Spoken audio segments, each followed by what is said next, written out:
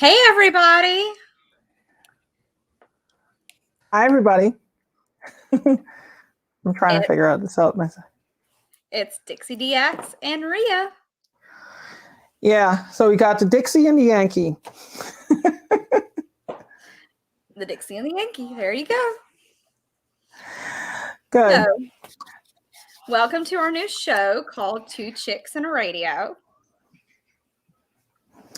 And we're gonna do this a little different. We're gonna have we're not like some of these ham radio shows or like just chit chat, and we're not gonna do things. We're gonna spice it up a little bit. So we're gonna have quite a few things. This is kind of like our trial balloon. You know, some channels they launch balloons. We have trial balloons. So we're gonna try some things here, and you'll see if you like it. So, all right. Okay. So how are you doing? I am doing awesome. How are you? I'm good. Just a lot of stuff going on. It's the middle of summer, and it's been smoky because of all the wildfires and stuff like that. But how's it been down in your area, the weather and such like that? Rainy. Okay. You see, we like real. It's rained so much that my mailbox fell down. Oh, you see, we're like real ham. We talk about the weather, and next we're going to talk about colonoscopies. No, wait. We should not do that because apparently a lot of hams get offended when you talk about colonoscopies. So I'm gonna talk first about that, and that's a good segue into the news. So a young ham posted a picture. I'm going to try to find it to show later on. He was at a Yoda youth camp, and he posted a picture that says, "No more colonoscopy stories on 75 meters." And this was an innocent little joke, okay? Apparently, he got a lot of hate mail on it, and I posted up on Twitter, and people began sending me hate mail about it. I really don't see the big deal. It's a joke. I mean, people joke about these things, and yeah, I get it. Everybody has medical issues. I have my own health issues and such like that. And, we joke and we make fun. But, he's just a kid. I tell people lighten up. At the same time, real hams, you think real hams talk about the weather and colonoscopies? We're not. And I like to show you something my daughter gave me. My daughter in summer camp, she made a little bracelet that says RiaJ Ham Radio on it. It's probably, you can't see it on this. Yeah. They had beads. There it goes. Like when you flipped it. There you go. We can see that. It says, yeah. I see the shack part. Yeah. Yeah. She was like, she brought this, and she was like, I made a bracelet for you. I'm like, oh, cool. What does it say? And she said, RiaJ Ham Radio. She says, you got to share it on your channel. I'm like, okay, we have a live show coming up. We're going to be doing that. So that's great. So yeah, that's one thing.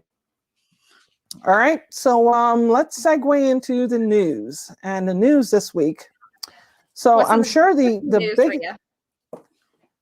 Well, the first thing is, I don't know if you operate or listen to 40 meters, but 40 meters has become a total blank show, meaning that the lower end of the 40 meter phone band, right, which is between 7 to like 7.2 or 7.17 around there, has been persistently unusable at night. It's becoming the victim of what we believe to be jamming from the island nation of Cuba. So as you know, there's been widespread political and civil unrest there, and the government has shut off the internet in Cuba. And apparently they're also jamming ham radio, or they're jamming foreign pirate broadcasts or something. And 40 meters gets caught in the crosshairs. I have tried to talk and see if I could get people to file a formal complaint. We'll see where that goes. The FCC has taken notice, and they're going to might raise a complaint to international authorities, but the FCC has taken notice. So it's kind of pervasive, and it harkens back to the old days where there was intentional and unintentional jamming. I mean, even back in like the 1980s, I'm telling everybody how old I am now. where where I used to listen to shortwave, and we used to hear the Russian woodpecker, which was like this giant radar array that would broadcast and basically just stomp over everything. It was right next to that Chernobyl nuclear plant, which means it probably used like 90% of the power of the nuclear plant and just made life miserable for hams. So now we have Cuba, allegedly, I don't want to make any accusations, making jamming. So this has actually been confirmed, well, not confirmed, but there have been a few hams who've been doing direction finding, and they've been kind of trying to get to the bottom of it. One of them is Alex, Whiskey 7 Hotel United, and he's been like the main person behind it. Then you have Ham Radio Crash Course. He's had a couple of things where he's showing direction finding using a technique called time difference of arrival, where basically you're using computer software to analyze between two different receivers the time the signal arrives, and you can basically lock on to the direction that way. So apparently it's coming from Western Cuba or out in the ocean, but roughly Western Cuba. So it looks that way, and we're going to keep an eye on that. So the other piece of news, I was up at Newington last week for the grand reopening of ARRL headquarters. And I actually had a chance, if you look at my, if you look for me on Facebook, and I'm going to post a video on the channel, by the way, on my channel of some drone footage I took of the towers and the antennas at W1AW, which is the ARRL headquarters station. And, it's quite nice. I asked the CEO if I could, because that's who I talk to. I asked him if I could drone the towers, and he said, sure. He said, just watch out for the guy wires. I'm like, good. So I went and I droned the towers. A lot of people like the footage. I like to take the drone and take photos of places. I even saw, I even met up with, what's his name? Steve Goodgame. He was there for the Teachers Institute. He does that work with ARRL now. And he also did an inside tour of W1AW on his channel. So that was pretty good. But we had a reopening, rededication ceremony it was chaired by the CEO, David Minster, and also President Rick Roderick, K5UR. We had some very important dignitaries there. We had Connecticut District 1 U.S. Congressman John B. Larson, who has actually been chairman of several committees in Congress. We had Connecticut State Senator Matt Lesser and Glenfield KB1 GHX, warning coordination meteorologist for the National Weather Service, Boston, in Boston, Massachusetts. And we had representatives from the American Red Cross, Connecticut Department of Emergency Services and Public Protection. It's kind of funny because while David was making his speech, the police were their sirens were going off all over the place. And he made a remark. He said, apparently the police are very thrilled that ARRL headquarters are reopening. So we had the whole board of directors, we had the IARU, and we had Radio Amateurs of Canada, my friend Glenn McDonnell. He was there too. I think he's actually leaving RAC, but he was there. And then we had local representatives. It was a really good time. It was really nice to see ARRL reopen again, because I think it's time. All right. So Kat, I don't think you've ever been up there, but I take it you're going to go up there sometime. I've never been in the future. In the future. Okay. I'm sure I will go up there. Good. When you go up there, I will give you the VIP tour. I promise you that. I appreciate that. All right. Yeah. So that was pretty good. And we had the board meeting as such, and we had a lot of good stuff. So next one is pretty good news, particularly if you're in Massachusetts and you're looking to put up a ham radio antenna tower.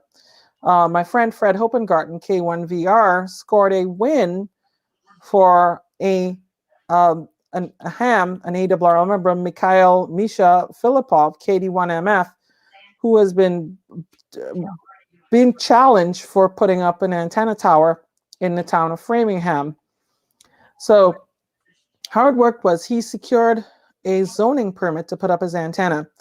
And then the neighbors challenged it and went to court, and The local court said, well, or the zoning board said that how we're not, we're going to revoke the permit.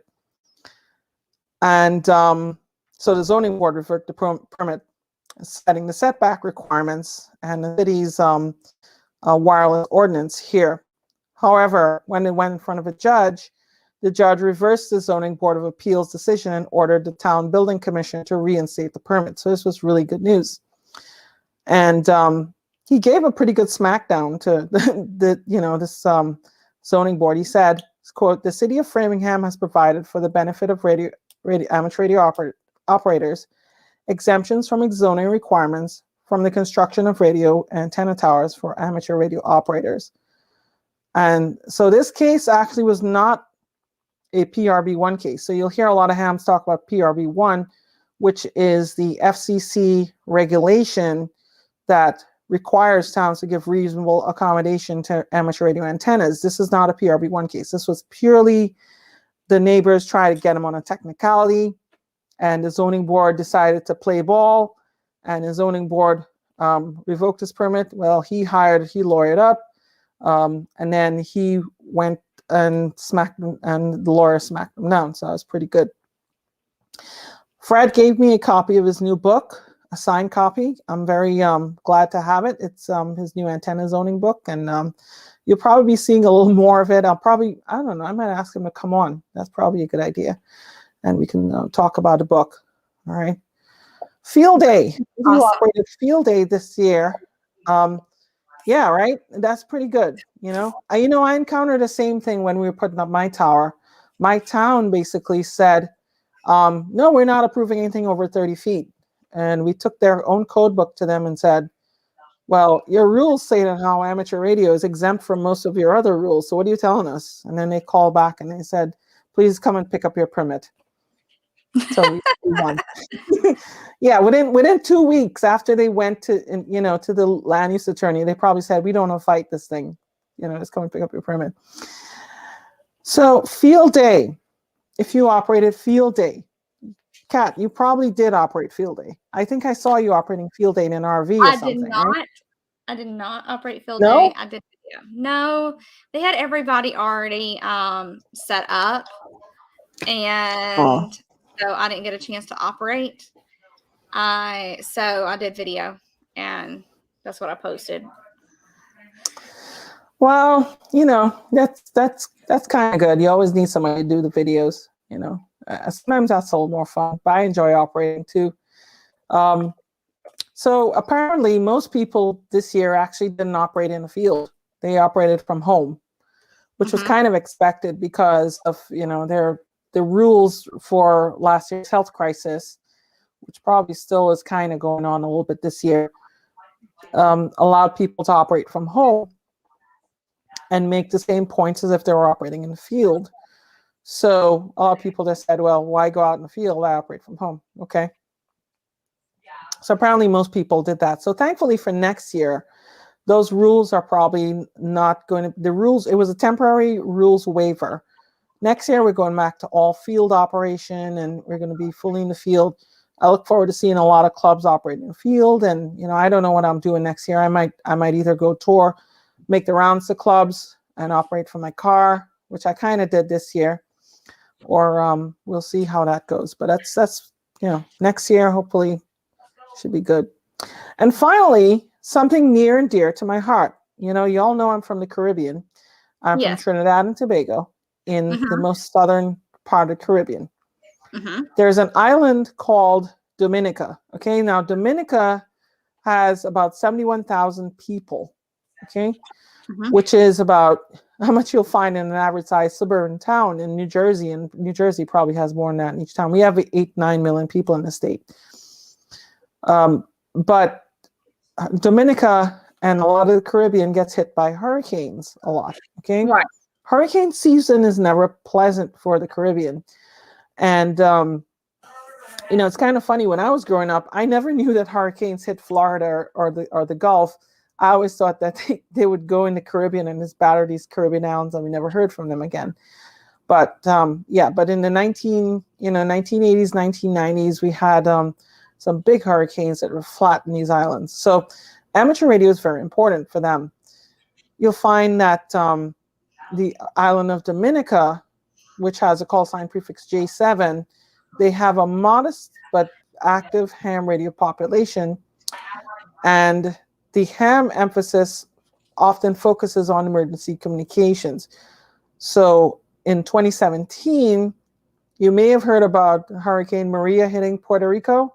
Well, it hit Dominica just as bad. And Dominica lost a lot of infrastructure, a lot of buildings, and they had no telecommunications, and ham radio was their only lifeline. So now the country's telecommunications regulator is asking hams to formulate new amateur radio guidelines and standards. The National Telecommunications Regulatory Commission, NTRC, collected comments until July 12th from radio amateurs, and they had a consultation. The FCC has these things they call proceedings, and it'll lead to a formal and better documented set of rules and regulations. So in the Caribbean, a lot of these countries, they have ham radio officially, but their regulations are so out of date. It's basically, when I first went to a license, the guy in the telecommunications office of the Prime Minister's office, telecommunications division of the Prime Minister's office, he pulled out an old piece of paper, looked like it was, probably, I don't know, like eaten by termites or something. He wrote my name and call sign in a book, and he wrote up my license by hand. And the license still had reference to things like spark gap and all sorts of stuff, and it was from 1934. So we didn't revamp our regulations until like 2004, 2005. I actually went back in 2006 and reinstated my license. I got under the new scheme. So they're doing that now, and they're taking a lot of cues from US regulations. So that's pretty good. And that is the news. So what do you think? Well, I think it's very, very awesome and very, very informative. And I actually have a friend whose family's over there actually in Cuba right now. And so they've been communicating some via cell phones, very, very little. She did tell me that she was able to get certain information out of Cuba where the police and stuff are actually dressing up like normal citizens, and they are attacking citizens who are basically rebelling against them, and that they're starving over there. So it's really, really sad. Yeah. It's really tragic because, Cuba, the people there are really, really, they work hard, and it's kind of amazing what they do with their limited resources, So they're stuck in this regime, and the usual thing is the regime doesn't want people to band together and do like a lot of these regimes learned their lesson from the Arab Spring. And in the Arab Spring, you find that they shut off the internet, and they quelled a lot of this dissent. So, you find that this is what a lot of these regimes are doing now. But hopefully they get it all resolved. And, Alex, W7HU, and others have been operating the special event, Whiskey Fort Charlie. I worked him on 20 meters the other day. It was really nice. He instantly recognized me. He's like, "Hey, I know you," when you make friends like that. And he knows me from YouTube, actually, and it's the first time he worked me on air. That was pretty cool. That's really cool. Yeah. So anyway. All right. Really so good. I know. I'm just saying it's just a really sad situation.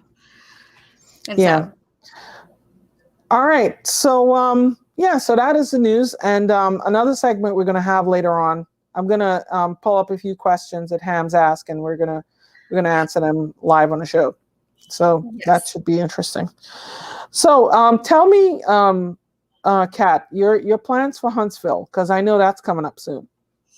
My plans for Huntsville is I'm going to be going in on that Friday when all the vendors and stuff are setting up. And I'm going to be shooting video, and hopefully it won't be too bad and I'll be able to interview some people. If not, I'm sure I'll be able to do them on Saturday or Sunday when everything slows down.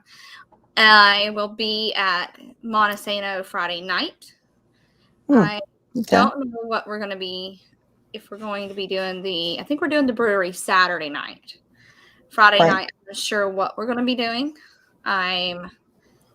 Nobody has really made plans for that yet that I know of. So Friday night, I think, is open for discussion. There are lots and lots of things that we can do in Huntsville besides ham radio. Yeah, Rocket City. Yeah, we can go through axes at the wall. I recently did that. It's really, really fun. And then there's an escape. We can do an escape room where we can get a whole bunch of people. I almost escaped with the kids. We failed though. We totally failed. But they said we got 75% way through. So, and we did better than most people. I think she's nice. Yeah. I think she's being nice. I've done a few of those. Yes, I love them though, because it just I like the stuff. It's kind of like those Hunt a Killer games. So yeah. I've been so my activity in Huntsville, I don't think there's really anything. I might have one thing at the AWR for. I'm not staying in the booth. I'm just going down there for my own thing. Because out of area Hamfest, sometimes I go and I stay in the booth and I hang out. I'm like, yeah, I fly the flag. But other times I'm kind of like, I walk around, I meet people. That's my whole MO at a Hamfest. I go and I meet people, and I basically, we have a good time that way, and I enjoy like the DX dinners. Yeah. So for Orlando in 22, though, Orlando in 22 is a national convention, and I'm going to be there with the ARL League. Hopefully. Orlando, right? Sorry? I said you're going to be in Orlando too, right? I am definitely going to be in Orlando because that is the ARRL National Convention. The thing is, it was supposed to be this year, but of course, we didn't have Orlando this year. So, but for 22, I'm going to be there, and my kids are probably going to be there too, because I don't know if I'm going to take them to I might take them to the Hamfest one day, and then rest of the time they'll just spend with grandma, with my Disney World. I'll buy tickets for Disney. Yeah, and then they'll do that. Speaking of Huntsville, there was a show I used to watch called Rocket City Rednecks. Have you ever watched that show? Yes, I have. And there's actually another show that's local called Smarter Every Day. Dustin Dillon is the YouTube star on that one. He's got over 2 million followers.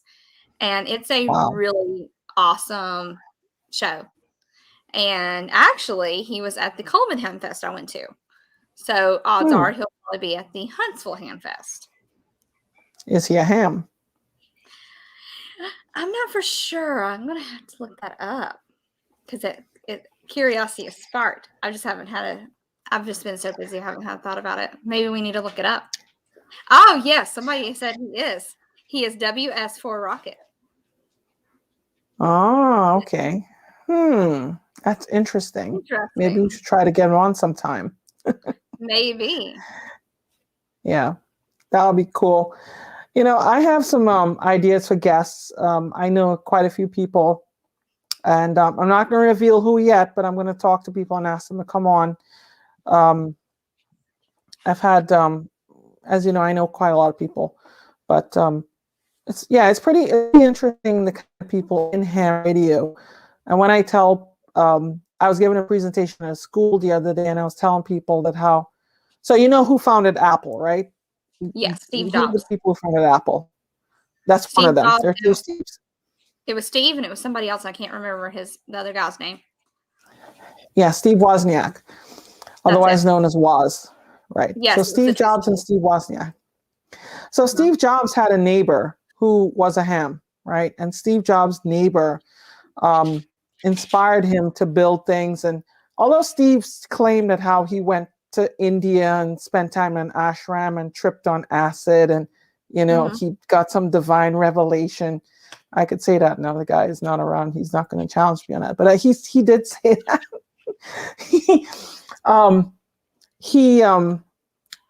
He did get inspiration from his ham radio neighbor. But Steve Wozniak, the other founder, was a ham. I forgot his call sign. It was a 6 call sign. But he was a ham. He let his license lapse, though. But it was pretty interesting because he got that original spark from ham radio, too. Yeah. Okay. Let's see what's in the chat. Mike KD2SX. He says, I love Apple. He said he won't make it to Huntsville, but he'll be at Hamcation. So I'm surprised. A lot of people are going to Huntsville this year. I mean, it's like, I don't know how much you are with the local clubs, how good you are with the local clubs, but have you what's like your take on how it's going to be? Well, I've not done a lot of the local club stuff. I am part of them though. So they are lacking volunteers. I know that. So, but it is scaled up to be a really huge event. They've actually planned it very well. So, and I think, let's see here. I know the mayor showed up at Phil Day, so I'm sure he'll probably be there too. Right.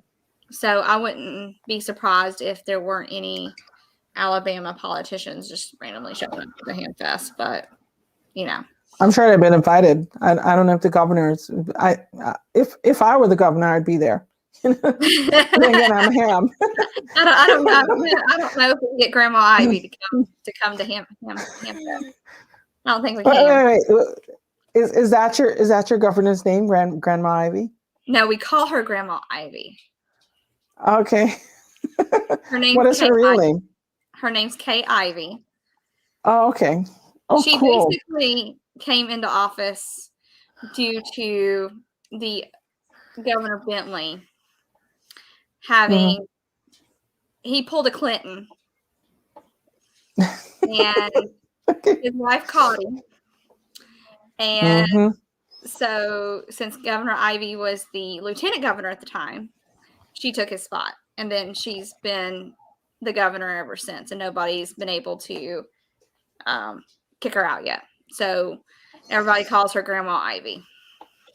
Right. I see my friend Joe Eisenberg says he's going to be at Huntsville and Hamcation. Joe's a good guy we should have on because Joe does kit builds. Yes, he does. And he reached out to me and he said that he was doing kit building in Huntsville. So. All right. I see Joe's in the chat. Joe, you're going to come on this show sometime. You owe me that. But no, an interesting story about Joe. A few years ago, I think it was 2019, Joe asked for if he could come to a ham fest up in my area, which is Ham Radio University. It's not really a ham fest. It's more like an educational day. And the organizers of Ham Radio University was like, well, we don't have the money to put him up in a hotel and all that stuff. I'm like, I have a spare bedroom. Come stay with me. So I put him in my house. Okay. I shuttled him around. We got to hang out. And we went to like these nice, we went to Delhi. Well, he went to tour food in New York City because he doesn't get like a lot of kosher food in Nebraska, where he's from, Lincoln, Nebraska. And, New York City, of course, is the home for that. So he went there. We also went to one in New Jersey.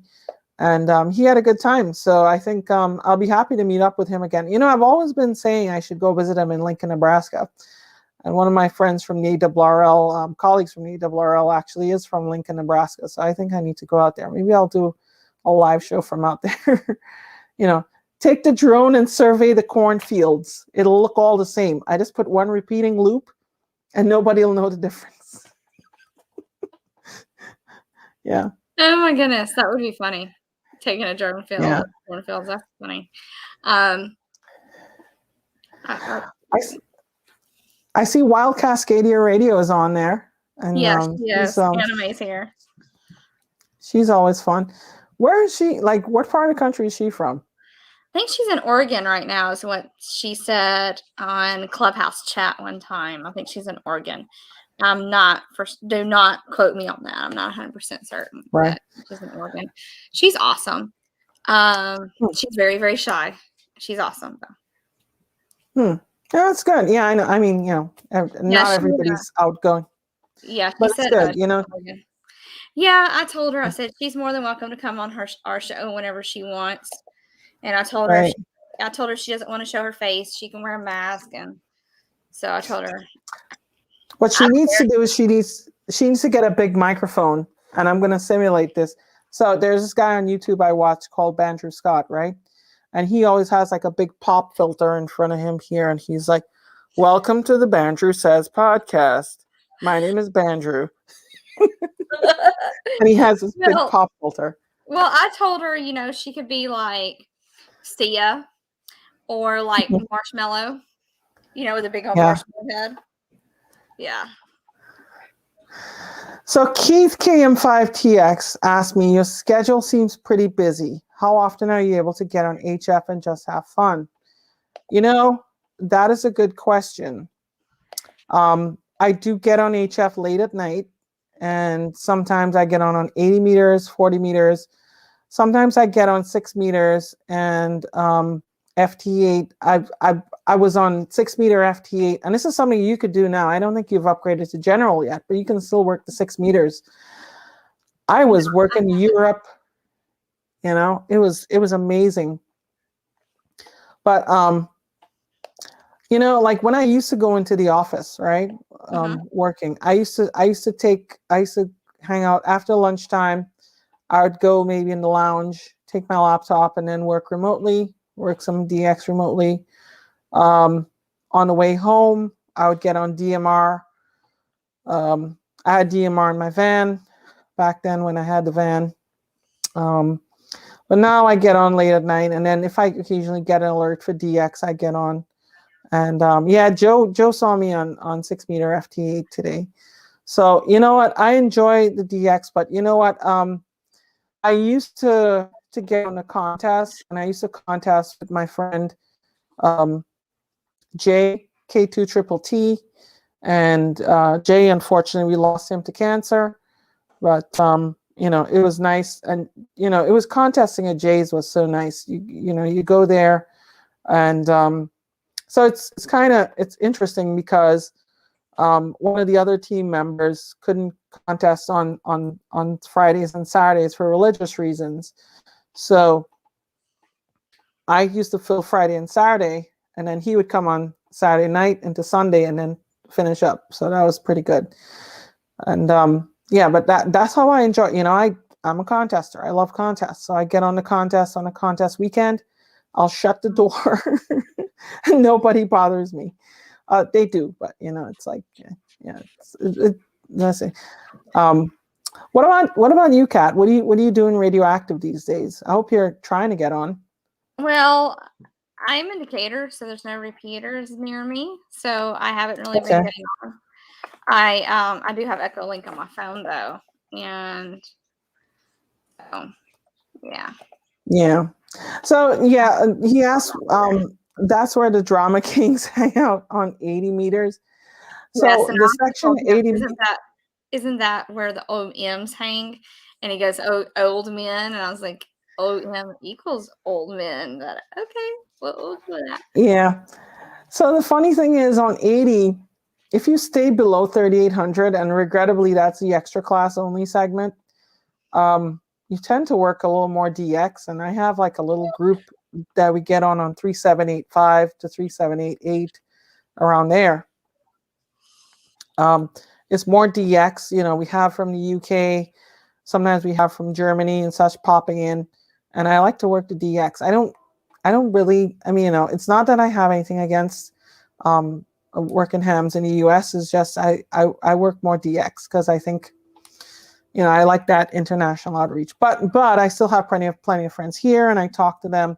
If they join in, they join in. I don't go above 3,800 because up there you have all the. I don't have anything against people talking about colonoscopies, but there's just so much. But is that the colonoscopy net where Yeah. they talk about the colonoscopy? Actually, what's funny is this guy I ran into work with at work. He actually was like asking me. We were just talking, and I was talking about my channel and stuff. And so he's now following me on YouTube. And then he sent me a message, and he goes, like I didn't already have enough hobbies. Now I'm having to add this to my hobby. So now he's going to get his ham license. AJK says between Thanksgiving and Christmas, they have CQ Santa on 3916. That's awesome. Yeah, I always wanted to do that with the kids. I wanted to bring them on the Santa Claus net. That would be pretty interesting. I don't have room in my yard to talk to 80-meter people. Is 50 considered OM? No, at 50 in ham radio, you're a youngster. You're like youth. I think you're gonna raise the youth. I mean, yeah, 50 now. 50 is young. I'm not 50. I'm below that. I just turned 65. Feel like 30. Been a ham since 71. And then that sounds like a country song or a rock song. Oh my goodness! No, next week, yeah. if we end up having our show on next Thursday, it's actually going to be my birthday next week. Oh, very good. So we are going to. So next week the show is going to be on my channel. What should we have for Kat for her birthday? I wonder what the chat people are going to say for your birthday. I have no idea. What do you think I have no idea, but I'm not telling people my age though, because everybody thinks I'm younger than what I am. Well, age is a giant secret, but I think people could figure me out. Like, you know what? It's like I had an article published about me in the Washington Post about ham radio. It was related to the Reginald Fest and then transmission and live streaming. And ham radio says I age, but they published my age, and I'm like, really? You had to say, like, journalists, you can't, they have to publish facts, And when I worked at my old workplace, who is claimed to be fair and balanced, that they always say, yeah, we have to publish the facts objectively, and I had to snicker because of who they are. Do you age in human years or cat years? I age in human years because I think cat years are the same as dog years, which is every 7 years. Maybe. Yeah. 7 years? I have no idea. So Ham Radio 2.0 says, my wife, in big capital letters, because we don't have super chats on this channel. My wife got her general ticket tonight. All righty. Congratulations. Now y'all can talk on the radio together. That's right. That means Jason needs to get his extra now, and then she can follow. Or maybe she'll get it first. Hey, she'll probably get her extra before he builds that DX Commander in his backyard. Right. Yeah, the odds of her getting her extra before he does that has greatly increased. Good. Brian 88GI, who actually won a giveaway on my channel, he said, "Congrats to you, Mrs. Jason." Okay. AJK says, "I know, a lot of retired military guys that didn't make it past 55, so be blessed." Yes, every day is a blessing. I'm thankful for every day that I wake up on the correct side of grass, and that's all I'll say. Congrats. But seriously, Jason, tell your wife I said congrats. And, maybe we'll hear her on the air, or even if she gets on FT8 or something. That would be good if she doesn't want to talk or anything. Jason just had shots fired. He said he's going to have 100,000 before I do. Of course you will, Jason. Of course you will. That's not like, I mean, unless something happens and I just blow up. Uh-oh. Ria left. Oh my goodness. Uh-oh. All right. Oh. Yes, 2 chicks in a radio is a great combo. Speaking of Jason, how do you know my real birthday? How old I'm going to be? Besides the person we mutually know in common. Yeah, you need to take her to get a POTA. Camera died. I figured as much. Can you hook it back up? She's going to hook it back up. You did not make Ria mad, Jason. You did not. Her camera died. So she's fixing it.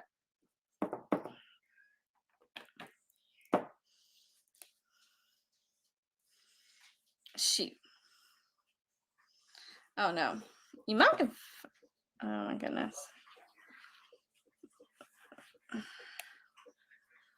Take a guess, seriously? Oh, you want me to take a guess?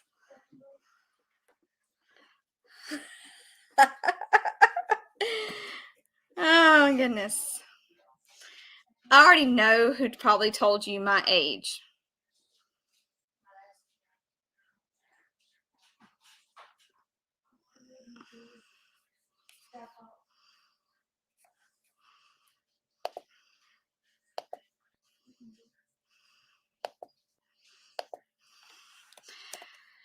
So while we're waiting on Ria to get back on, does anybody have any questions for Ria or anything? So when she gets back, she's got a bunch of questions to answer.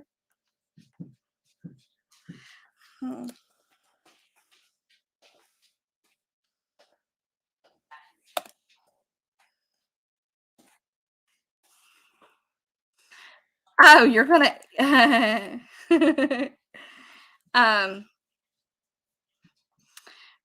Mike, 47? Really? That is wrong on so many levels. I am not 47. No way am I turning 47. No, Joe, I've never built a kit. And Evan, Hofer, I have no idea where Hofer is. He's probably home.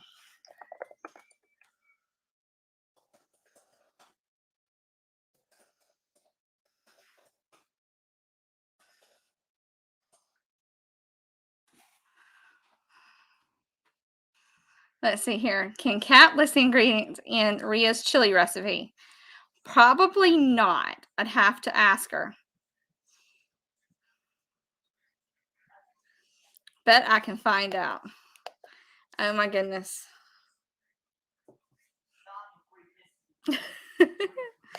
So Jason, did you see my comment on who I said it was?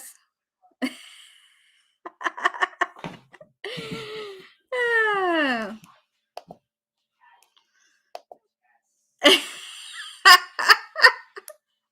And call the episode Kit Kat. I should do that. I should. I think we can get Joe to send me a kit, and I think he can get it done. And hold on. When you said boom, done. There you go. Thanks for the idea.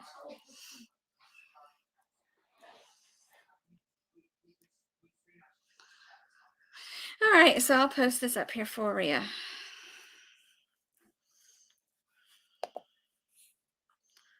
Uh-oh, she's back. She's back. Uh-oh. Hey, Ria. Back from dead battery land. dead battery land, really? Yeah. That's good. Yeah. So I thought that this camera would keep powered. I mean, I have a webcam I use, but I can't find it for some reason. I probably left it at the house. So I'm using this Sony DSLR mirrorless camera, and then battery died. So what are you going to do? So yeah. I'm looking here. The general makeup POTA video. No idea. So anyway, all right. So yeah, let's get into some questions. I mean, I've done. I usually do episodes on answering questions, ham radio questions that people ask. These days, I've actually been on a resiliency kick. I've been trying to shore up my emergency capability, and I'm going to have some videos about emergency power. I have a new emergency power system coming that's going to be pretty interesting from a company called EcoFlow, which I actually I do some of their social media. They have a new unit called the Delta Pro, which is a battery bank, 3.6 kilowatt hours, and it's integrated with a smart home panel and all sorts of stuff. So I'm going to be doing some videos on that. But so I'm looking here, and one of the questions people ask. So you can ask questions in the chat. I usually take these off of social media too. So AJK, I'll actually talk about this one. It says, is anyone in ham radio, ham ARL,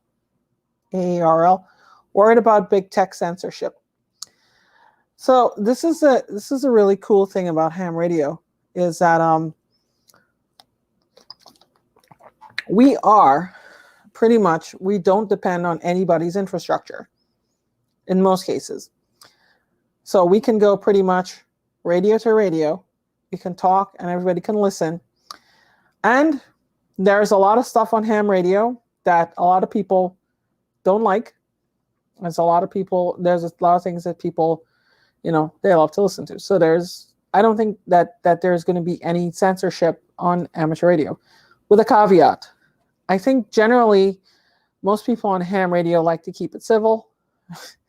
I mentioned I don't go on 80 meters up past like 3,800 that much, because sometimes you hear a lot of stuff. But you know what? They give you a knob on the radio. In my case, I use a mouse thingy with a flex radio. Use it. If you don't like what you hear, just go. But there are some things, though, they have generally obscenity and stuff is not allowed on ham radio. Although some mild profanity is classified as free speech. So it is what it is. So that's one question. Do I get on 60 meters? You want to know something? Yes, I do sometimes. And I try to get on voice on 60 meters. So Kat, I know you're not a general yet, but I hope when you upgrade to general that we could chat on 60 meters.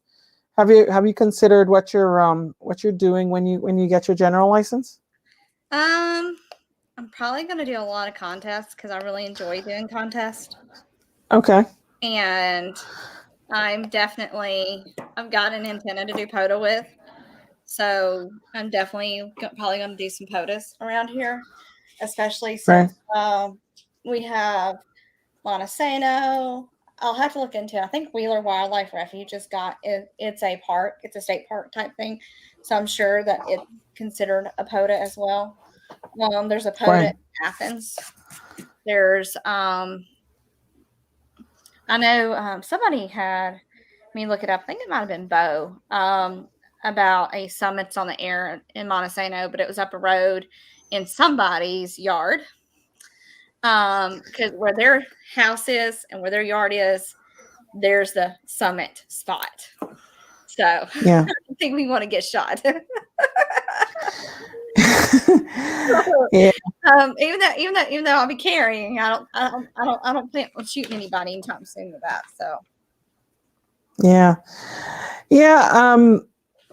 So to answer the question, as a general, by the way, you'll be able to operate 60. I used to have like regular phone conversations on 60 with friends. Sometimes I do a little CW, Morse code SCADs.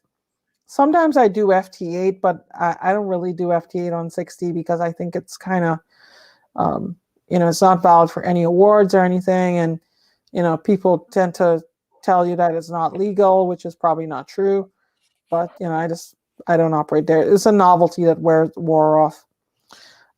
Oh, sorry, Ria, meant 100. No, that is a different beast. 160, I absolutely operate 160 meters. I have my DXEC on 160, so I have 9 bands, and I'm slowly working up my way out on the 10th, which is on 6. I do operate 160, and I enjoy a good. And most of my contacts on 160 most of my DX on 160 is on Morse code. I probably operated a little bit of phone, but I love the Morse code on 160 because I think that is really one of the few modes that you could effectively use on a band. You can use FT8 as well. All right. Remember, you can ask Kat questions too. It's not just me. Well, here's the thing. While you were gone, I was talking, so I was having them think of questions to ask you. So when you came back, it was kind of like a even thing. But Keith wants to know if you have any hobbies outside of ham radio. Yeah. So I do. I like photography. I like drones. I love drones. I love flying drones. I'm an FAA certified drone pilot, so I have my certificate. And excuse me, I also do commercial drone work. But yeah, so I have the blue card. You do have the blue card.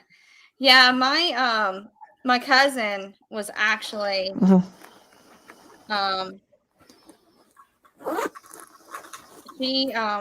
she's a patent and trademark attorney, and she had got her son a drone, so she had to go look and make sure they didn't they were within the range of where they didn't have to have that registration. So she was making sure of that. And so she looked into all that because there's a lot of legalities when it comes to flying drones, is it not? Yeah. So the thing about drones is you have to be very careful with the airspace. Here in northern New Jersey, we have several airports close together. Not where I live, but in like northeast New Jersey, you have Caldwell Airport, you have Morristown Municipal, you have Teterboro Airport, and you have Newark. So all these are controlled airspace, and some of these drones will actually geofence you, but it's the law to get approval via a system called LANCE. And to fly in some areas, you have to have the certificate because you have to get like a waiver. So I did a flight like that the other day by my friend Peter, W2IRT. Mike KD2SXD, he has a Part 107 too. I think he told me how to get mine. So drones is a big hobby outside of ham radio. I like the outdoors. I don't have a 4-wheel drive vehicle yet. I have my deposit in on a Cybertruck, but I'll probably be getting into that when I get my Cybertruck. I do like nature. Yeah, I know, that's good. Fancy. Well, I like them. I'm a certified Tesla wonk. I love Tesla, but I know some people don't like Tesla. People say, "Oh, them electric cars like golf carts." I've ridden in one, and it was really, really interesting. Yes. So somebody asked me. Well, I have 2 questions. Keith asked me if I have any hobbies outside of ham radio. I do. I like makeup. I have a makeup channel. I just haven't done it in a while. I don't think I have it on. It's not on YouTube. It's just on Facebook. Is where I posted it at on my Okay. page. So I do Instagram with it too. So I don't do YouTube with it at all. I wasn't looking to monetize it. It was just more of it's just a hobby that I like to do. So. Right. And Mike asked me if I'm going to be ready to take my general at Huntsville. Well, yes, Mike, I'm going to be ready to take my general at Huntsville. I think I have something planned to take it at the park and not at the Ham Fest with everybody else. So, Chris G7. Well, good luck on your general, by the way. I hope you pass. Hope me pass. Well, we will talk about how crappy I take tests. So, when I took my United States amateur radio exams, because I had a license in Trinidad and Tobago, and when I came here, I operated with that for a while, but then I figured I'd just, get a FCC license. First time they bounced me because I didn't have a social security number, because it takes time to get all that when you first arrive, right? And then second one was I went there to take the tech and then the general. And then when I stopped the general, I say, okay, guys, it's late, time to go home. And then the examiner said, no, take the extra. Like, I don't know. So I ended up taking the extra. And I passed. I actually missed like one question on the extra. So you got I didn't 9 out of 50? Yeah. I missed one question total that night, and that was on the extra. Okay. I did not study because, well, the thing is, I was already a ham and I already had passed the exam. I passed the British exam, the UK exam, and it's about the same as the extra. All the principles are the same and the regulations are almost the same. I think one question I got was about the regulations and band plans in the US. So I passed that. But it was good. So I hope you pass your general. I'm sure I might have just passed my general. I've been studying for it, and good. I'm sure people are going to be trying to quiz me since we're on this show. Well, you know what? We can do that as a segment next time. I can quiz you, and then you can see. They have ham trivia on some of these channels. Well, we could do like the question pool. We'll see Kat get her extra. Or general and extra. General and extra. Let's go for the general first. Let's not try to overwhelm me with getting an extra. Even though I know I can be extra sometimes, doesn't mean I need an extra yet. And then when you get your extra, I will call you General Cat. No, just call me Extra Cat. But don't call extra me cat. Don't call me bougie. There's somebody before. There's a guy I work with. I call him bougie. Because he is definitely bougie. And I have his Starbucks coffee order memorized in my head. And that is bad when you memorize somebody else's coffee order. So some of the other questions in chat, what kind of antennas I have? All my antennas are listed on QRZ. I have a stepper. We have, what else do we have? We have vertical array in the backyard for 160 and 80.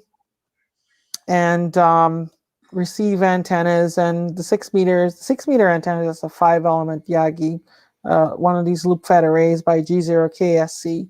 It's really nice.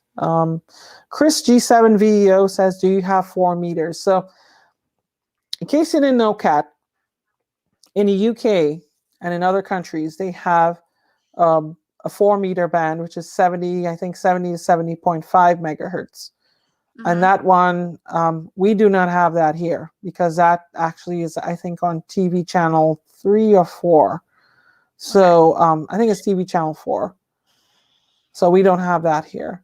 And so, we don't have 4 meters here. We don't have the 4 meter band, unfortunately. I wish we would get it, but that was petitioned and dismissed. You have a DX Commander? No, I don't have a DX Commander. No, Cal, I don't know. What else? Okay, here. All right. Unlucky Ham. If I can get my phone, if I can get my computer to cooperate. Said, "What's your UK call sign?" Oh, it's Mike 0 Romeo Alpha Juliet. Yeah. So, yeah, I'll take a couple more. We're going to wrap up soon, though. Yes, we are. Yeah. Yeah, we are almost past our hour. Yeah, I think so. Plug in. Good answer. It says. Yeah. Oh, what's my favorite rig? Well, I'm a Flex gal. I like Flex. I've been. So I used to have. Well, I still have. So I'll tell you several of my favorite radios. My favorite handheld is the Kenwood D74. I love that radio to death. Okay, and I'm very lucky that I bought one, and I'm very happy with it. My favorite HF radio is my Flex 6700, and I love that radio because it's so cool that it breaks the traditional form factor of a radio, and it's more like an appliance you can plug in to your home network on your router, and then you take your iPhone or other stuff, and then you operate remotely. And then the performance is just out of this world. I used to do a lot of promotion for Flex and stuff like that. Now I don't really do that because of different things, various things. But I used to go and give a lot. I still give talks on SDRs and such. But my other radios, conventional radios, I like. I have a Kenwood TS440, which is my favorite conventional radio. I just love it's built like a tank. It's old and heavy. It's and it's definitely like 1980s old school. I also like the hybrid rigs with tubes, finals, and it's like the FT101 and the Yaesu 901. Those TS520, I have a TS520. That's a restoration project I'm working on now. Other rigs I like, VHF, UHF. I like the Connect System CS800D for DMR. What's not to love? There's so much about ham radio that you could love. Oh, yes. Yeah. Weren't you telling me one time how you operated your Flex radio from Times Square? Oh, yeah. So Flex actually, yeah, that's when I used to do promotion for Flex. I photographed myself in Times Square with my iPad operating my radio at home, and I was walking to work and I was in Times Square. At that time, I worked for a big media company that shall not be named that is owned by an Australian billionaire. So now you know who it is. They used to be on 6th Avenue between 47th and 48th. I think they're still there. And I used to walk through Times Square every morning. So I used to get on there, and then I used to look for the morning DX, see if there's good DX. And then sometimes I'm operating CW up. So I snapped a picture. I had somebody snap a picture, and that ended up in one of the Flex radio calendars. So, instead of just having these guys sitting in their shacks operating their radios, you have me in the middle of a big city, in the middle of Gotham City, New York City, with an iPad operating Flex radio. So that was pretty cool. That is awesome. Yeah. All right. So we're going to take a couple more, and then we're going to leave. Yeah. And then, K9 KMV. I used to work for Reuters in Times Square. Yeah, I used to work for the Murdochs, and it was interesting. Murdoch, of course, I used to work for Murdoch. We used to meet him up in the employee cafeteria. Rupert, he used to go and so one last one. Submarine Radio Man. Describe my 160 and 80.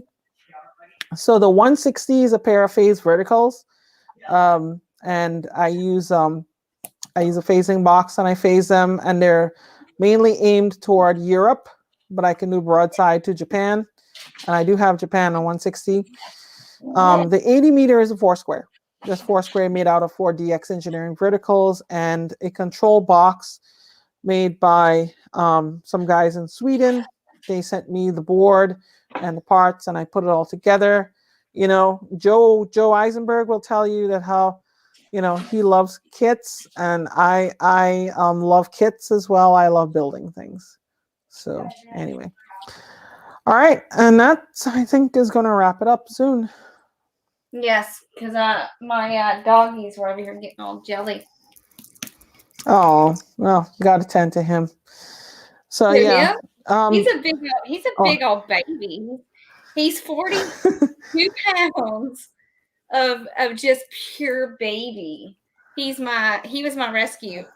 I rescued him from the animal shelter, and yeah, he had really bad separation anxiety, and but now he doesn't. He's better now. So, but he's still my baby.